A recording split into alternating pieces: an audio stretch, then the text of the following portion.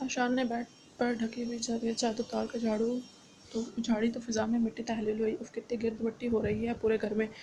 रनम ने अपने चेहरे के आगे दुपट्टा रखते हुए कहा, वो लोग थोड़ी देर पहले ही अपने फ्लैट पर पहुंचे थे।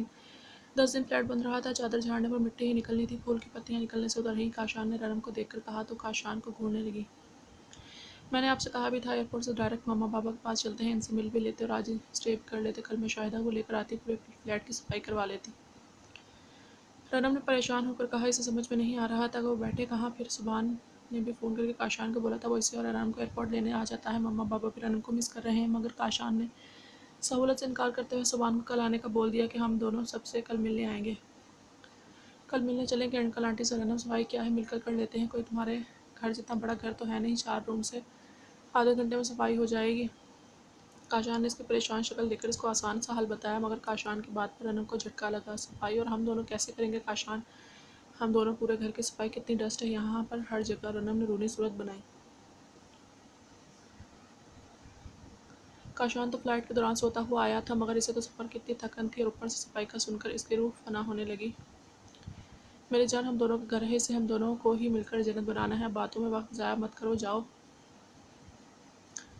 डस्टिंग का कपड़ा लेकर आओ और बेडरूम और ड्राई रूम को मैं चिपका देता हूँ, बाकी 2 कमरे तुम देख लो। काशान इसे प्यार से बहलाते हुए कहा और अपनी आस्तीन फोल्ड करने लगा। रनम इसकी बात सुनकर मरे मरे कदमों से डस्टिंग का कपड़ा और झाड़ू लेने चली गई। वलीमे के दूसरे दिन ही काशान और रनम हनीमून के लिए दुबई रवाना हो गए थे। ये 10 दिन रनम की ज़िंदगी का हसीन तरीन दिन थे। इस 10 दिनों में काशान ने इसे अपने हर अंदाज हर अमल से बताया कि वो इसके लिए कितनी अहमियत रखती है। इतने दिन घर से दूर रहकर भी रनम ने घर वालों को ज़्यादा मिस नहीं किया। वजह काशान की मोहब्बत का असर था। वो रनम की बच्चों की तरह केयर कर रहा था। इसके पहनने ओढ़ने से लेकर खाने पीने का ख्याल रखना, जब बिल्कुल ऐसे जैसे वो इसके लिए बहुत कीमती अनमोल हो। ऊपर से काशान का मोहब्बत लुटाने वाला अंदाज रनम को बिल्कुल अंदाजा नहीं था। वो रोमांटिक होने के साथ साथ इतना केयरिंग भी हो सकता है। इन 10 दिनों में काशान के रवैया हर अमल ने इसको कौनसी शय बनाकर आसमान पर बिठा दिया था। इसे अपने आप पर गरूर होने लगा था और अपने इंतखाब पर फ़ख्र महसूस होने लगा था। अगर वो शादी के बाद आने के घर राशि के साथ रहती तो इसे एहसास ही नहीं होता कि वो कितनी लकी है। इन 10 दिनों में इसने काशान के सकत में ये बात 10 बार सोची। काशान के कहने के मुताबिक सफाई आधे घंटे में हो जाती, मगर रनम को 2 घंटे लग गए घर को चमकाने में। जब रनम सफाई शुरू की तो इसे अच्छा नहीं लगा। काशान झाड़ू पोछा करता। काशान को मना करके खुद सफाई में जुट गई, मगर काशान ने ऊपर ऊपर के बहुत सारे काम निपटा दिए। जब रनम पूरे घर की सफाई करके फारिग हुई तो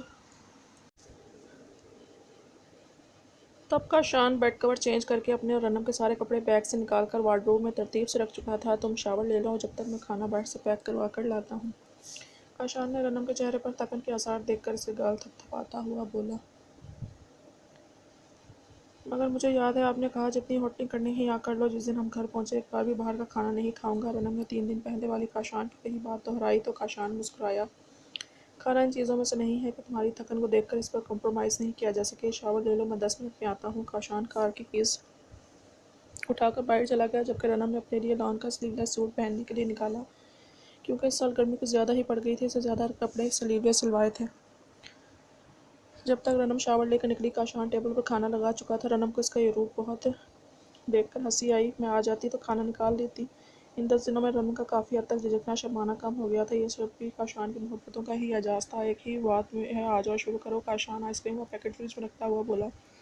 खाने के बर्तन वॉश करने के बाद जब रनम बेड पर आई तो काशान लाइट बंद करके बेड पर लेटा हुआ था। रनम बराबर में आकर खुद भी लेट गई। अपने बेडरूम में आकर बेड पर लेटने के बाद इसे मज़ीद थकन का एहसास ने आ घेरा। एक सफ़र की थकन, ऊपर से घर आने के बाद पूरे घर की सफाई। आज वो वाकई थक गई थी। इसकी काशान की तरफ पुश थी, आंखें बंद किए वो यही सोच रही थी कि सुबह देर तक सोती रहेगी। तब रनम का नाजुक वजूद काशान ने अपने मजबूत बाजुओं के घेरे में ले लिया। माई डॉल, काशान ने रनम के कान में सरगोशी करने के बाद कमर पर बिखरे इसके बालों को हटाया। इसके शानों पर अपने होंठ जमा कर इसे मजीद खुद में समेटने लगा।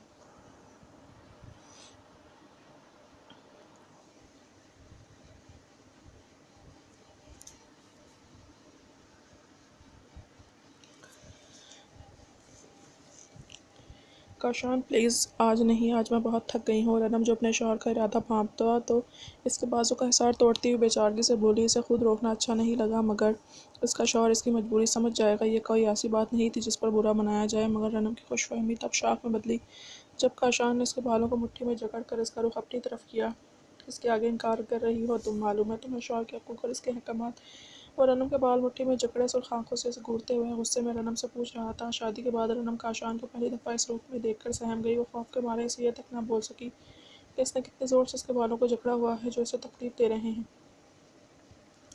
जवाब दो, क्या बोल रहा हूँ मैं? काशान बालों को झटका देकर ज़ोर से चीखा तो रनम कांप गई। सॉरी, मैं थक गई थी। आज रनम ने कांपती आवाज़ में अपनी सफाई पेश की तो वो समझ रही थी इन 10 दिनों में इसने कभी काशान को मना नहीं किया। वो समझी इसका शौहर इसकी थकन का एहसास करते हुए इसकी बात समझेगा, मगर शायद वो उसकी बात को अपनी तौहीन और अना का मसला समझ बैठा था।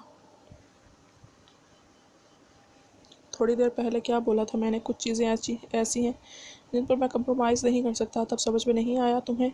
काशान चीखता हुआ बोला और बोलने के साथ ही इसकी शर्ट फाड़ चुका था। काशान, सॉरी, ये कौन सा रूप था काशान का? वो फटी फटी आंखों से इसे देखकर खौफ से बोली। बीवी हो तुम मेरी, कोई गर्लफ्रेंड नहीं जो तुम मुझे यूँ नखरे दिखाओ। आइंदा कभी मेरे हाथ झटके या मुझे इनकार किया तो मैं तुम्हारा वो हशर करूँगा जो तुम्हारी सोच होगी। वो रनम को तनबीह करते हुए इसे अपनी तरफ खींचकर इस पर झुका।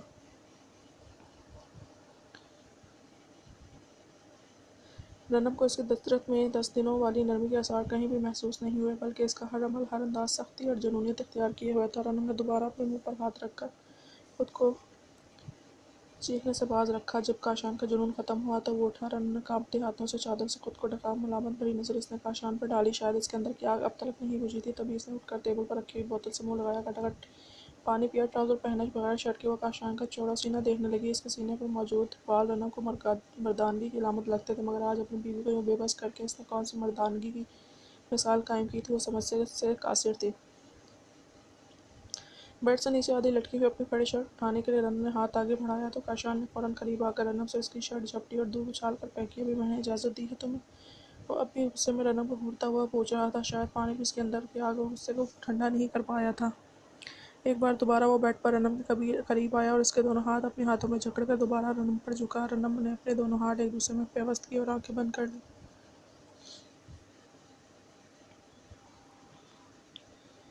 फुर्सत मिल गई तुम्हें? रनम की शादी की वजह से सोबान ने छुट्टी ली हुई थी और अब ड्यूटी ज्वाइन करने के बाद वो काफ़ी लेट घर आ रहा था। बहरोज़ ने भी इसकी ड्यूटी और टफ शेड्यूल को समझते हुए इससे खाना खाने की ज़िद नहीं करता था, बल्कि युसरा के हाथ से खा लेता। रात को जब सुबान युसरा और बहरोज़ के पास आदत के मुताबिक बात करने के घर से थोड़ी देर बैठा, जैसे हमेशा बैठता आया है। बहरोज़ युसरा दोनों ही इसे आराम करने का कहते, क्योंकि वो सारा दिन ड्यूटी के बाद घर लेट आता था। आज 4 दिन बाद वो बहरोज़ युसरा के सोने के बाद सीरत के पास आया तो सुबान को देखकर सीरत ने तंज़िया बोला, फुर्सत कहाँ है यार, तुम देख तो रही हो कितना लेट घर आ रहा हूँ, फिर भी इस तरह बिहेव कर रही हो। सुबान पहले ही थका हुआ था। सीरत का तंज़ करना इसे अच्छा नहीं लगा। फुर्सत नहीं है, फिर भी रूटीन के मुताबिक रोज़ मामा बाबा की खिदमत में तुम बिला नाका हाजिर हो जाते हो। मामा बाबा लफ्ज़ पर जोर देते हुए सीरत ने सर झटक कर कहा। ओह तो जलन तुम्हें इस बात की है? वैसे फारिग तो तुम भी हर वक्त रहती हो, तुम यूँ अपने रूम में पड़े पड़े तुम्हारा दिल नहीं पड़ता? तुम भी कभी बाबा के पास जाकर बैठ जाया करो, मम्मा के साथ किचन में हाथ बटा लिया करो। अपने लहजे को नरम रखते हुए सोबान ने उसको मशवरा दिया, जिस पर सीरत मज़ीद तब गई। ओह तो तुम्हारे कान भरे गए हैं, जब भी तुम आज यहाँ आए हो, सीरत ने हंसते हुए कहा। शट अप सीरत, मम्मी पापा के लिए तुम्हारे मुंह से कोई उल्टी सीधी बात नहीं सुनूंगा। इन दोनों को मेरे कान भरने की क्या ज़रूरत है? मेरे पास आंखें मौजूद हैं, नहीं मुझे दिख रहा नहीं होता कि तुम्हारा बिहेवियर अगर मैं बोलता नहीं तो इसका ये मतलब हरगिज़ नहीं मैं नोट नहीं करता। कुछ छुपा हुआ नहीं है मेरी नज़रों से। और मामा बाबा तुम्हारे मुतालिक, यानी अपनी बेटी के मुतालिक मेरे कान भरेंगे?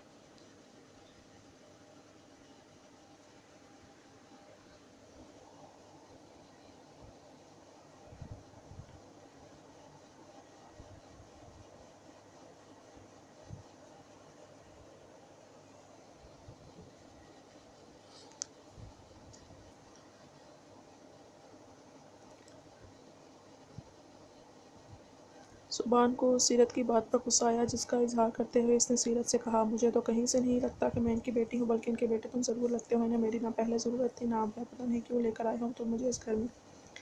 सीरत ने अपना गुस्सा दबाने के बजाय इसका बड़बड़ा इजहार किया। तुमने कभी बेटियों की तरह इनसे रवैया रखा है? कभी इनके पास बैठी हो 2 घड़ी, कभी खुद से इनके लिए टाइम निकाला है? कभी जाकर इनके पास बैठो, इनके सीने से लगो तो तुम्हें मालूम हो कितना तरसते हैं वो तुम्हारे लिए अब तक।